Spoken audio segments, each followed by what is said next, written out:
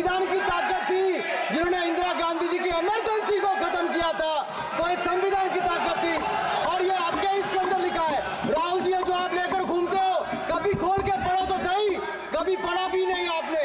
माननीय अध्यक्ष जी, पिछली बार भी जब चर्चा हुई तब भी मैंने कहा था कि कुछ लोग संविधान तो हाथ में लेके घूमते हैं, लेकिन ये नहीं बता पाए कि उसके पन्ने तक कितने हैं, क्योंकि उन्होंने कभी खोला ही नहीं।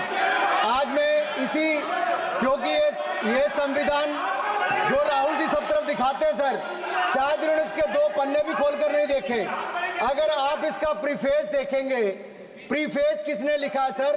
सुप्रीम कोर्ट के वरिष्ठ अधिवक्ता गोपाल शंकर नारायण जी, उन्होंने लिखते हैं, our constitution was crafted by the finest and most emancipated minds of the time and thankfully not directed by the confused Nehruvian social policy that guided success governments।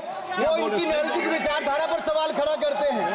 और उन्होंने लिखा है कि giants like B.R. Ambedkar, B.N. Rao, Sardar Patel, K.M. Munshi Alladi debate provisions to protect the basic freedom. उन्होंने श्रेय दिया है तो अम्बेडकर जी को, सरदार पटेल और आगे। सर इसके अगले पन्ने पे क्या लिखते हैं गोपाल शंकर नारायण, और ये इन्हीं का ही है सर, मैं नहीं की पढ़ रहा हूँ, जो इन्होंने हाउस में दिखाया। इसमें लिखा है, were it not for the strength of the document, Indira Gandhi would have been compelled to end the darkest episode in independent India by ending the emergency. यानी कि संविधान की ताकत थी, जिन्होंने इंदिरा गांधी जी की इमरजेंसी को खत्म किया था, तो इस संविधान की ताकत थी। और ये आपके इसके अंदर लिखा है, राहुल जी जो आप लेकर घूमते हो, कभी खोल के पढ़ो तो सही, कभी पढ़ा भी नहीं आपने। और इसमें आगे लिखा है सर, आप चेयर को बोलो, अधिकार दिया है, चेयर को बोलो, माननीय सदस्य चेयर को। जी अध्यक्ष जी, ये जो राहुल जी कॉपी लेकर घूमते, इसी पे लिखा है कि इंदिरा गांधी जी की यातनाएं और इमरजेंसी को खत्म किया, तो बाबा साहब अम्बेडकर के संविधान ने गरीब से गरीब व्यक्ति को उसका काम दिया। सर आप इसके प्रीफेस पे जाइए, सर आप इसके प्रीफेस के बाद फॉरवर्ड जो लिखा सर, ये भी सुप्रीम कोर्ट के बहुत बड़े वकील है, उन्होंने क्या लिखते हैं सर, कि जब संविधान बना उसके बाद सर, देश आजाद होने के बाद पहले दिन से ही लेजिस्लेटिव और हमारी ब्यूरोक्रेसी सर, हमारी दोनों ने ही जुडिशरी के साथ सींग फंसा के रखे, जुडिशरी को नीचे दिखाने की बात की। सर ये मैं नहीं कह रहा, ये वही किताब कह रही है जो राहुल गांधी हाथ में लेकर घूम रहे हैं। सर मैं पढ़ के सुनाता हूँ, from the earliest years itself the legislative wing and the executive wing of the state on the one hand confronted the judicial wing on the other with the accusation that they had vastly approached upon the powers not given to them but given to the executive. The then law minister on 28th October 1976 issued a strident warning to the judges of the Supreme Court, and I quote, sir मैं quote कर रहा हूँ, an atmosphere of the confrontation was thought to be created by those whose duty it was to see that they did not encroach upon the field which did not legitimately belong to them. Nothing should be left undone now to ensure that such a situation did not recur.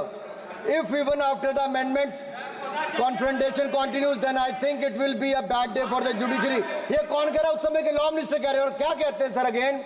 We are trying to save them from the temptation to intrude into the powers which do not belong to them. What we are doing today is not to save the people from the judges. ये कह रहे हैं, we are trying not to save the people from the judges, but really enabling the judges to save them from themselves. This was said during the emergency which hit the nation like tsunami and brought about the realization and the constitution could not be subverted. Sir अगर ये संविधान जो बाबा साहब अम्बेडकर ने दिया उसी ने देश को बचाया, राहुल जी कभी इसको पढ़कर देखिए, गांधी परिवार और कांग्रेस पार्टी का पूरा कारनामे इसके अंदर लिखेंगे, कैसे आपने धज्जियां उड़ाई। एक तो एक, दूसरा ये जो कहते हैं बीजेपी के लोगों को सर ये मनगढ़ंत आरोप, सर ये अंगूठा काटने की बात करते हैं, इनके राज में सिखों के गले काटे गए, सिखों के कत्लेआम किया गया, सिखों के बाद दंगे सबसे ज्यादा हुए तो कांग्रेस के समय हुए, और आपको देश से माफी मांगनी है। अगर आज भी नहीं मांगेंगे तो संविधान जितना मर्जी जेब में डालिए, आप संविधान को जेब में लेकर घूमते सर, इन्होंने संविधान को तार-तार करने का काम किया है, इनको देश से माफी मांगनी चाहिए। मुझे आपका संरक्षण इसलिए चाहिए था कि झूठे आरोप लगाने बंद करे, ये संविधान की रक्षा आपने कभी नहीं की। इमरजेंसी जैसा कालखंड आया और संविधान को बार बार तार किया, संशोधन किया, तो आपने और आपकी पार्टी ने किया। धन्यवाद सर।